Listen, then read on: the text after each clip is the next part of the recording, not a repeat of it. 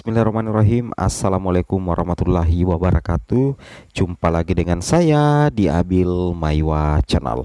Jadi teman-teman, channel ini merupakan channel pendidikan tempat kita berbagi tentang aplikasi pendidikan, Microsoft Office, serta tips dan triks komputer. Jadi pada video kali ini teman-teman ya, kami akan membahas informasi terbaru lagi terkait dengan penyebab utama P3 tidak lulus dan P4 bisa lulus ASN P3K 2023. Nah, ini banyak yang mempertanyakan ya.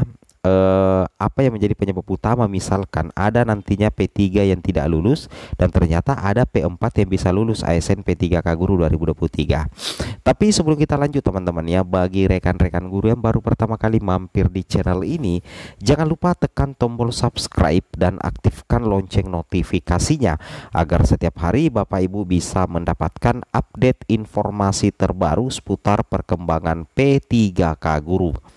Baik Bapak Ibu, yang pertama kita bahas di sini adalah penyebab utama P3 tidak lulus dan P4 bisa lulus ASN P3K 2023. Yang pertama teman-teman ya adalah formasi jabatan yang dilamar oleh P4 atau pelamar umum itu lebih dibutuhkan instansi sehingga jumlahnya banyak ketimbang formasi untuk P3.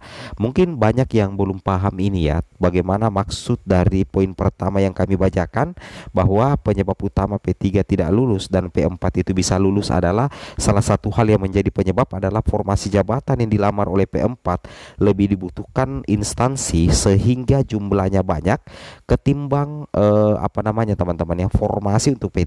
Oke, contoh misalkan seperti ini ya, anggaplah anggaplah ijazah dari P4 itu adalah guru kelas SD.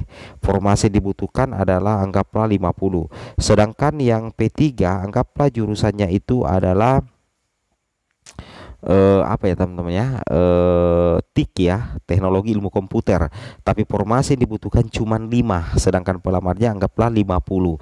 Jadi kebanyakan nanti P3 ini tidak lulus karena mungkin saja formasi jabatan yang dilamar itu tidak terlalu dibutuhkan oleh instansi atau formasi yang sedikit, sedangkan P4 bisa lulus karena mendapatkan nilai bagus, nilai tertinggi dan menang rankingan dengan pelamar yang lain teman-teman ya. Logikanya seperti itu. Sebenarnya tidak bersaing antara P3 dengan P4 itu, tapi ada yang menjadi penyebab tidak lulus teman-teman ya, seperti itu. Kemudian yang kedua adalah pelamar P3 melakukan pelanggaran di titik lokasi ujian sehingga gugur sebagai peserta seleksi P3K 2023, sedangkan P4 tidak melakukan pelanggaran sehingga bisa lulus, anggaplah berhasil lulus atau bisa ikut cat. Berbeda dengan P3, misalkan pelamar P3 itu tiba-tiba melakukan pelanggaran di titik lokasi ujian sehingga nantinya gugur, itu sebagai peserta seleksi P3K 2023. Itu juga menjadi salah satu poin penyebabnya teman-teman ya. Oke, mantap jiwa ya. Kemudian pelamar P3 kalah di sistem perankingan dari pelamar P3 lainnya, sedangkan P4 mendapat nilai bagus di formasi jabatan yang dilamar ya. Jadi ada P3 yang kalah perankingan dari P3 lainnya, sedangkan ada P4 yang mendapatkan nilai bagus di formasi jabatan dilamar, sehingga ada P3 yang tidak lulus, sedangkan ada juga P4 yang berhasil lulus. Seperti itu kira-kira ya. Itu yang harus teman-teman pahami terkait dengan informasi ini teman-teman ya, terkait dengan P3K Guru formasi tahun 2023. Baik teman-teman ya, kita lanjut lagi terkait dengan hal ini. Lanjut. Nah ini dia teman-teman ya, peringatan daripada BKN untuk pelamar guru teknis dan kesehatan. Jangan sampai melakukan pelanggaran teman-teman ya, karena jangan sampai melakukan pelanggaran di titik lokasi ujian teman-teman justru tidak bisa ikut tes ya.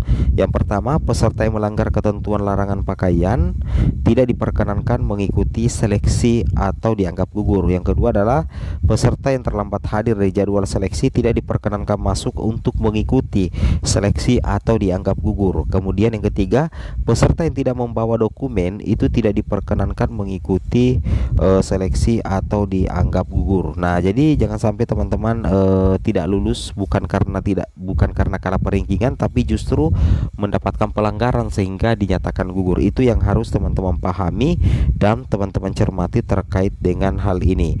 Nah, ini beberapa dokumen yang teman-teman harus bawa ya untuk mengikuti tes CAT BKN. Yang pertama itu adalah wajib membawa KTP asli ya, surat keterangan pengganti KTP yang masih berlaku, atau kartu keluarga asli, kartu keluarga yang sudah memiliki barcode, kartu keluarga yang dilegalisir bahasa oleh pejabat berwenang. Kemudian membawa pensil kayu, bukan pensil mekanik, ballpoint dan sebagainya. Kemudian membawa kartu ujian peserta yang telah diunduh di sscsnbkn.co.id, apalagi teman-teman ya, dan dicetak untuk ditunjukkan ke panitia seleksi. Kemudian peserta dilarang membawa kendaraan roda 4 dan hanya diperbolehkan serta disediakan lahan parkir hanya untuk kendaraan roda 2. Peserta dilarang membawa serta menyelipkan segala bentuk jimat, aji-aji dan black magic lainnya ya. Catatan ya. Peserta dilarang membawa kalkulator gawai, kamera ke dalam ruangan ujian CAT. Peserta dilarang melakukan tindak kecurangan. Segala bentuk kecurangan akan diproses dan diskualifikasi. Nah, inilah beberapa hal yang harus teman-teman perhatikan ya. 1, 2, 3, 4, 5, 6 ya.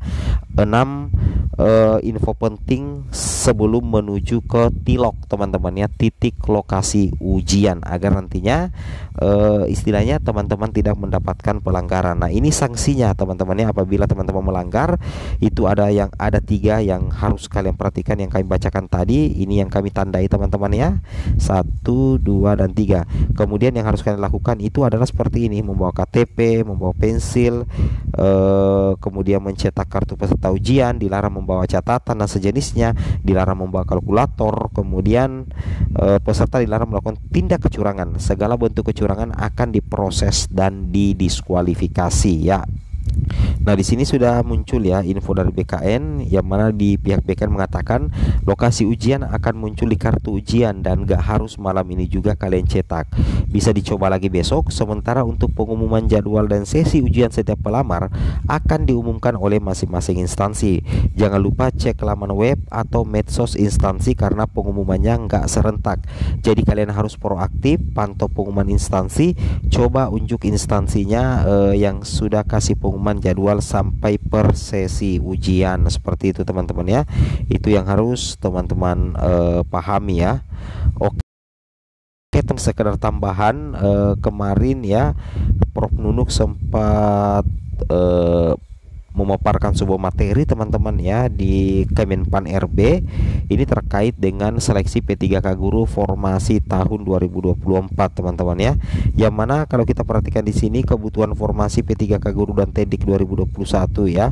Untuk 2024 diproyeksikan penuntasan formasi P3K guru tahun 2024 sebanyak 305.115. Selain itu terdapat kebutuhan pemenuhan TEDIK lainnya sebanyak 82.717 teman-teman ya. Itu yang harus teman-teman pahami dan teman-teman cermati ya, terutama yang belum lulus nanti ya di P3K guru 2023. Ini intinya ya teman-teman ya. Ya, jadi potensi tahun 2024 yang akan diangkat itu sekitar 12.279 pelamar prioritas 1. Oke, semoga bermanfaat. Assalamualaikum warahmatullahi wabarakatuh.